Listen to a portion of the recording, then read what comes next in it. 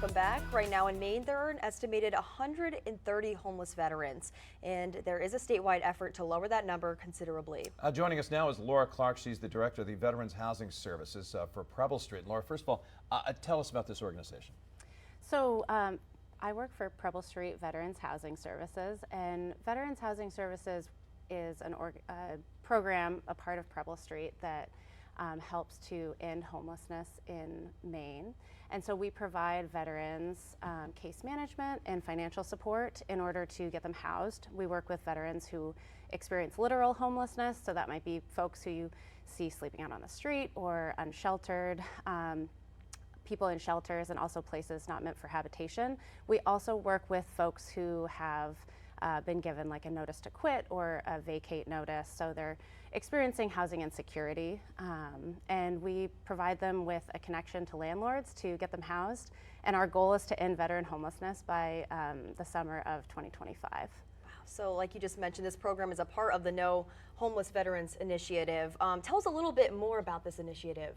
So the No Homeless Veterans Initiative is a collaboration between 20 or more even partner organizations that work in Maine to end veteran homelessness. And so a lot of them are veteran service organizations. And we also have partnerships with landlord organizations as well, like the Rental Housing Alliance of Southern Maine. And the goal is to work collaboratively to end veteran homelessness in Maine. How many veterans did you help over the last year? And does this surprise you with the numbers every time? Yeah, the numbers are definitely surprising. You know, there's so much need out there. We worked with 553 veteran households last grant year, and we housed 277 veteran households. And you know, when people think of homeless veterans, sometimes they think of single adult veterans, but we really serve all kinds of household makeups. So we work with single adult veterans, but we also work with folks who are part of a family, so veterans and their spouses, their children, their grandchildren, their grandparents. So, you know, when you look at that number of like 553 households, it's really over 700 individual people who we're serving and helping to house. So landlords are really key in helping to reach that goal of limiting veteran homelessness. How do you work with these landlords to ensure that this isn't going to happen? So we have a housing liaison team that works with landlords to build relationships and educate them about our program. We connect those landlords with tenants quickly, and a lot of landlords find that when they're working with our team, they can limit the amount of vacancy time, so their apartments don't stay vacant for as long, and they also have a robust relationship with us. And then, you know, once a veteran is housed, they are able to connect with our services ongoing, and we provide them with support so that they can meet the terms of their lease and that they have a solid financial plan and can work towards personal growth goals. What are some of the obstacles to get veterans out of homelessness, but maybe better yet, also help them not fall into homelessness, become homeless?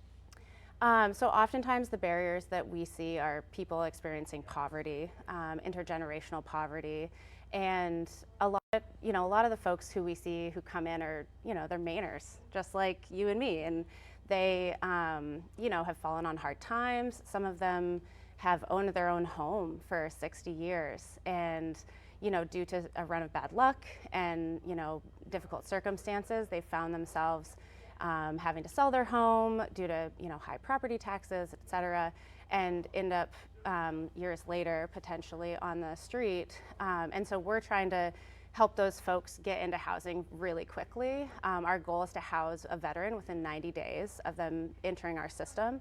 And once they're housed, we have found a lot of success. So our success rate for keeping a veteran housed is 95.7% in the state of Maine with this collaboration. And success really looks like, a veteran having a really solid financial plan and the ability to meet the terms of their lease agreement, and also work on personal goals. And so we stick with them throughout the process.